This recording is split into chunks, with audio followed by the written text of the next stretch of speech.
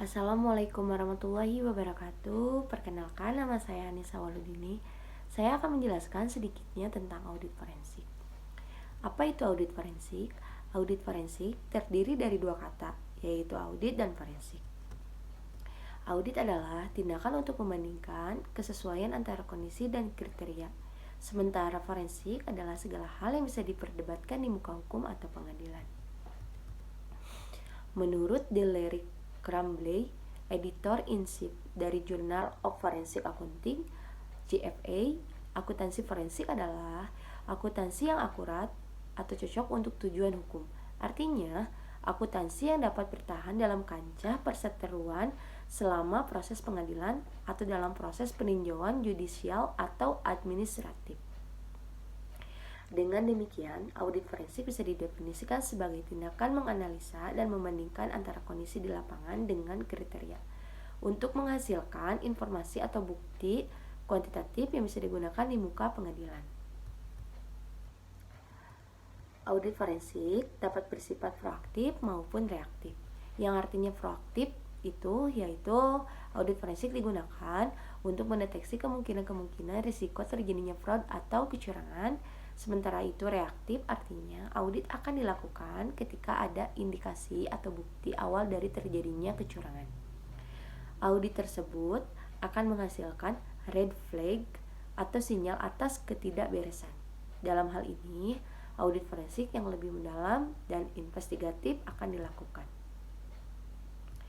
Dalam praktik ilmu audit forensik ada beberapa, yaitu yang pertama penilaian risiko fraud.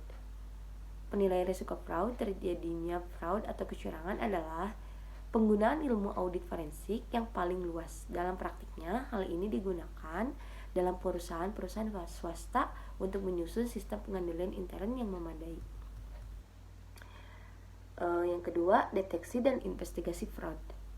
Dalam hal ini, audit forensik digunakan untuk mendeteksi dan membuktikan adanya fraud dan mendeteksi pelakunya.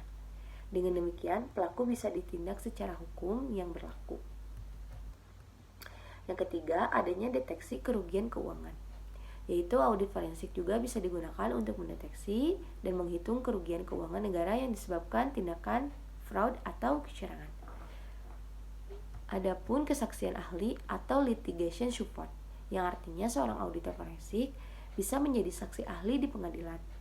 Auditor forensik yang berperan sebagai saksi ahli bertugas memaparkan temuan-temuannya terkait kasus yang dihadapi.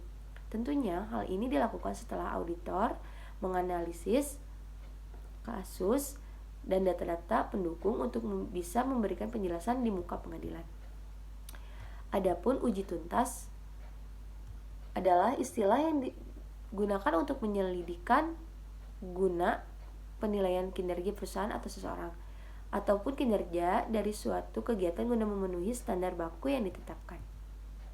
Biasanya, uji tuntas ini digunakan untuk menilai kepatuhan terhadap hukum atau peraturan. Dalam praktik di Indonesia, audit forensik hanya dilakukan oleh auditor BPK, BPKP, dan KPK yang merupakan lembaga pemerintah yang memiliki sertifikat CFE atau Certified Fraud Examiner. Adapun gambaran proses audit forensik yaitu yang pertama identifikasi masalah. Dalam tahap ini, auditor melakukan pemahaman awal terhadap kasus yang hendak diungkap. Pemahaman awal ini berguna untuk mempertajam analisa dan spesifikasi ruang lingkup sehingga audit bisa dilakukan secara tepat sasaran. Nah, yang kedua, pembicaraan dengan klien. Dalam tahap ini, auditor akan melakukan pembahasan bersama klien terkait lingkup, kriteria, metodologi audit, limitasi, jangka waktu, dan sebagainya. Hal ini dilakukan untuk membangun kesepemahaman antara auditor dan klien terhadap penugas audit. Dan yang selanjutnya, pemeriksaan pendahuluan. Dalam tahap ini, auditor melakukan pengumpulan data awal dan menganalisanya. Hasil pemeriksaan pendahuluan bisa dituangkan menggunakan matriks 5W dan 2H, yaitu who, what, where, when, why, how, and how much. Investigasi dilakukan apabila sudah terpenuhi minimal 4W dan 1H, yaitu who, what, where, when, and how much. Intinya, dalam proses ini, auditor akan menentukan apakah investigasi lebih lanjut diperlukan atau tidak. Nah, yang selanjutnya, pengembangan rencana pemeriksaan. Dalam tahap ini, auditor akan menyusun dokumentasi kasus yang dihadapi, tujuan audit, prosedur pelaksanaan audit, serta tugas setiap individu dalam tim.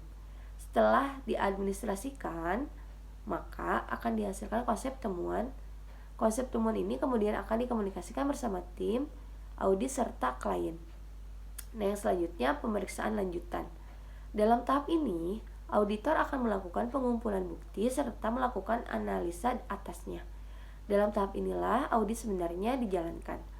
Auditor akan menjalankan teknik-teknik auditnya guna mengidentifikasi secara meyakinkan adanya fraud dan pelaku fraud tersebut. Nah, yang terakhir, penyusunan laporan. Pada tahap akhir ini, auditor melakukan penyusunan laporan hasil audit forensik. Dalam laporan ini setidaknya ada 3 poin yang harus diungkapkan. Poin-poin tersebut antara lain adalah kondisi, yaitu kondisi yang benar-benar terjadi di lapangan. Kedua, kriteria, yaitu standar yang menjadi patokan dalam pelaksanaan kegiatan. Oleh karena itu, jika kondisi tidak sesuai dengan kriteria, maka hal tersebut disebut sebagai temuan. Dan yang terakhir, simpulan, yaitu berisi kesimpulan atas audit yang telah dilakukan. Biasanya mencakup sebab fraud, kondisi fraud, serta penjelasan detail mengenai fraud tersebut. Sekian penjelasan dari saya tentang audit forensik. Terima kasih. Wassalamualaikum warahmatullahi wabarakatuh.